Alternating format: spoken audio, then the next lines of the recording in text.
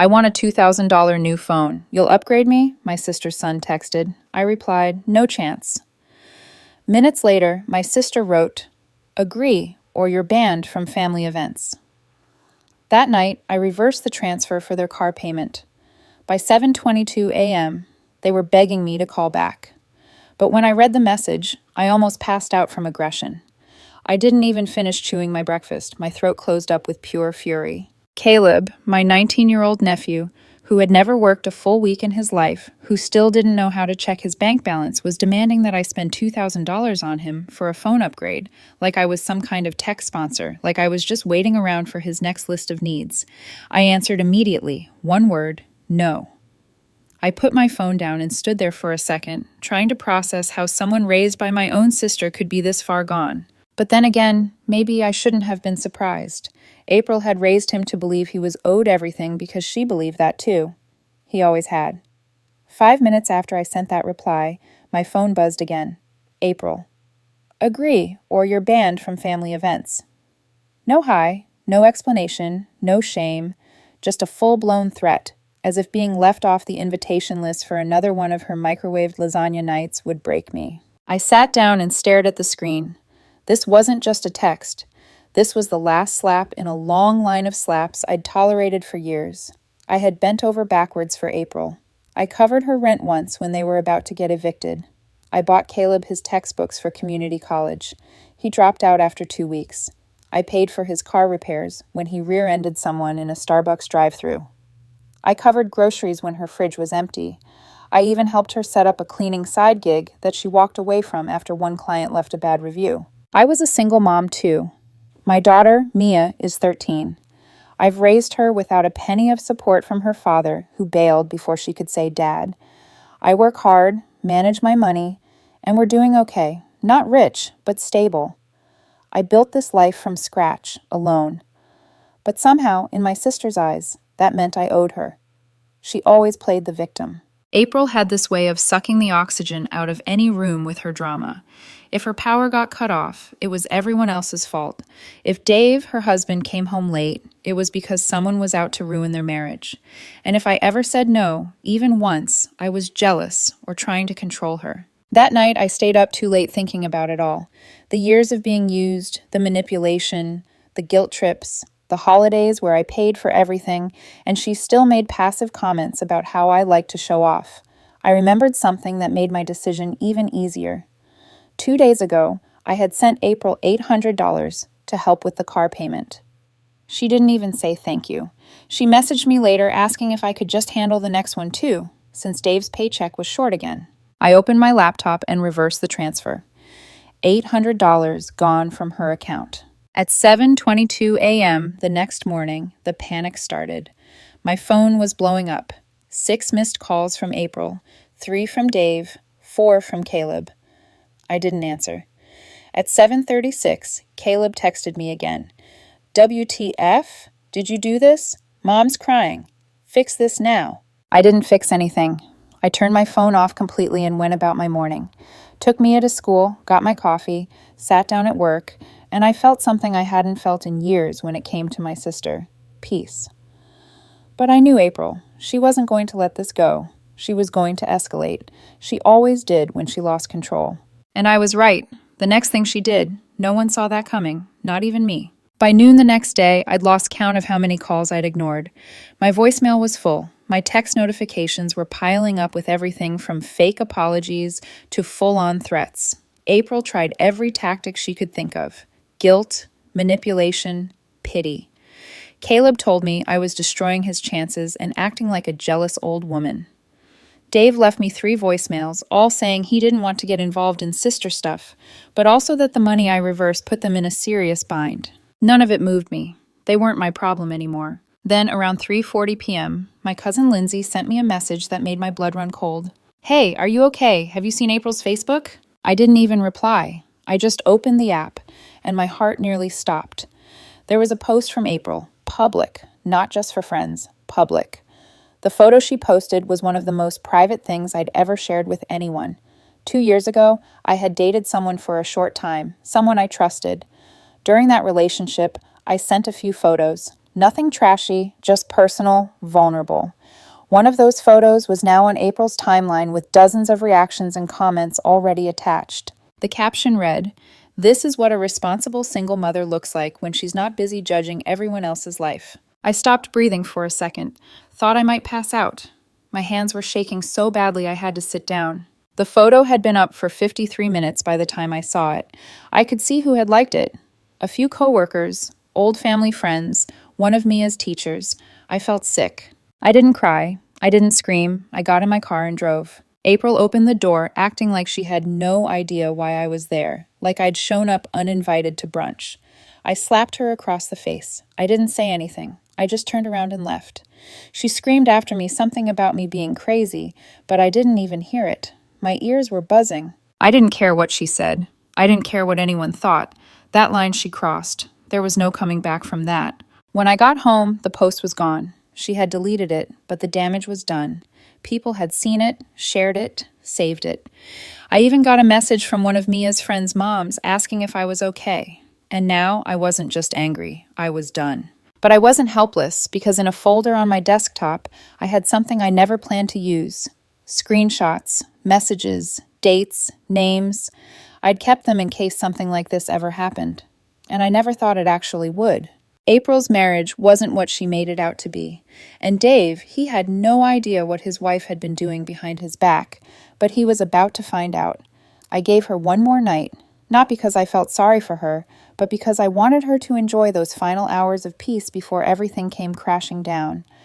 I wanted her to sleep soundly, thinking she'd won, that she'd embarrassed me, shamed me, and put me back in my place. Instead, I was sitting at my kitchen table before sunrise, scrolling through the folder I'd kept hidden for almost a year. Screenshots, messages, pictures. She thought she was untouchable, but she had no idea I had the receipts. Her little affair started 10 months ago with a man named Ray. Not some ex, not some online stranger. Ray worked with Dave. He was younger, married, and just as much of a loser as April. It started as flirty texts, then turned into late-night errands. Then there were the pictures. Nothing subtle. She sent him things I wish I could unsee, and she was dumb enough to complain about Dave to him in the same threads. She even bragged once that she was sick of carrying a grown man with a discount job and needed a real man to entertain her. I never planned to use any of it. I just kept it as insurance because April had always been unstable and unpredictable.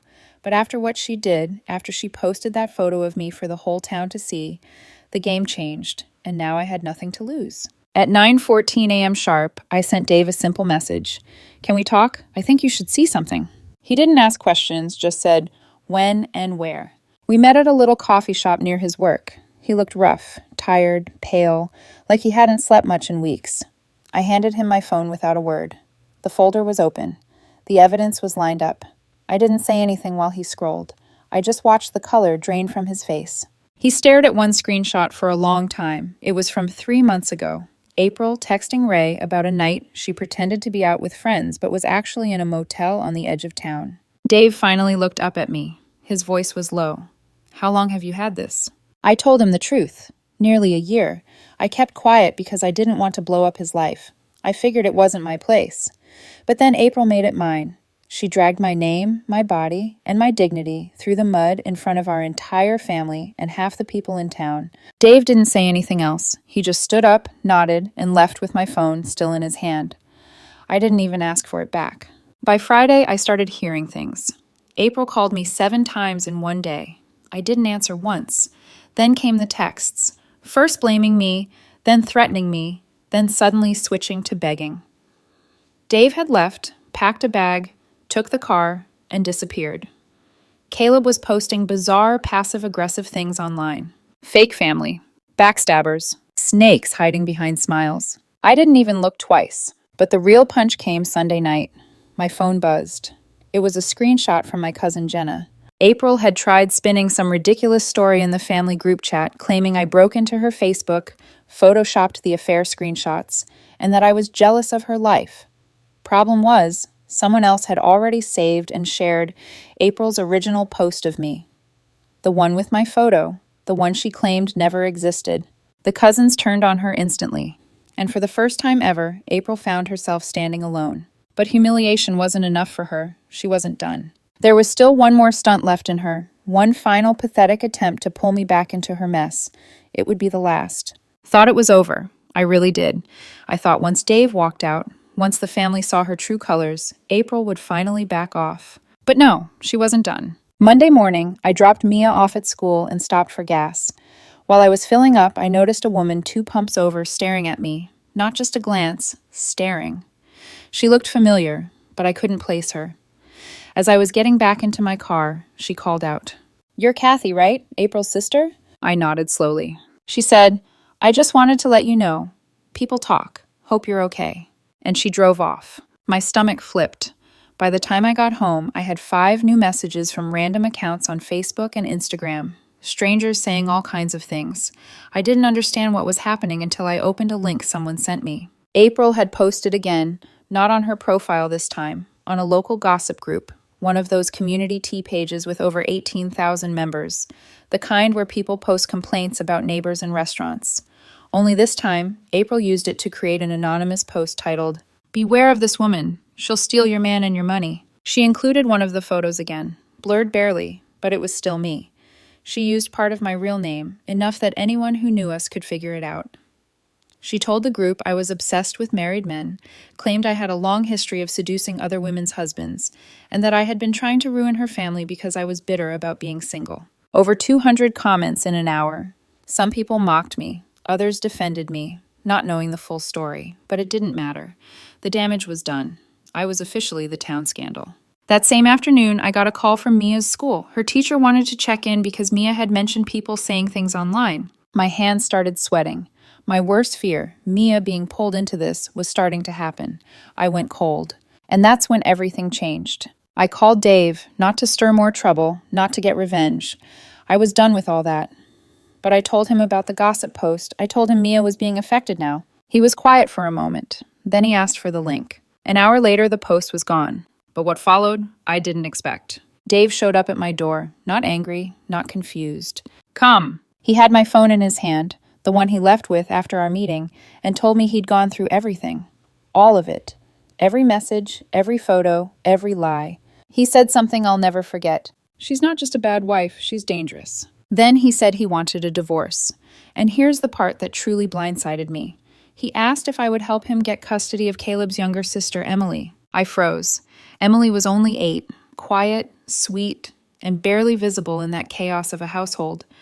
I had no idea Dave was thinking that far ahead. I had no idea he even believed he could win custody. But he said he'd seen enough and that Emily deserved better. That same week, he moved into a small apartment near Emily's school and started the paperwork. April, meanwhile, started spiraling in public, screaming matches in parking lots, posting vague quotes about betrayal, messaging half the family with fake sob stories. She had no idea Dave had already shown the court the screenshots, the photos, the group post. I didn't even have to lift another finger. She was doing the job herself, digging her own grave, one meltdown at a time. But what came next? No one, especially April, saw coming. By the end of the week, April was unraveling fast. She was burning through every bridge she had left. People were distancing themselves. Family chats were quiet. Even Caleb had gone mostly silent, probably too stunned watching his parents fall apart in real time. But I wasn't done. Not completely. There was one last card I hadn't played because, frankly, I didn't think I'd ever need to. I found it by accident months ago, and at the time, I kept it tucked away. I didn't even fully understand what I was looking at then. But now, with everything on fire, it felt like the perfect time to light the final match. It was a screenshot of a transaction April had accidentally sent to our shared group chat back when she was trying to send something privately to a friend. She deleted it within a minute, but I'd already saved it because something about it felt off. It was a payment to a woman named Brenda S., labeled for rent 3 months up front. That alone wasn't strange, until you consider the fact that April never mentioned renting anything, ever. And the date on that payment, it was from 6 months ago. So I did what April never expected me to do. I called Brenda, told her I was a relative of April's, and asked if she was still renting that 1-bedroom unit downtown. She laughed. "Oh, you mean the side place April used for a year and never paid the last month for?" My blood ran cold. She went on, totally unaware of what she was revealing.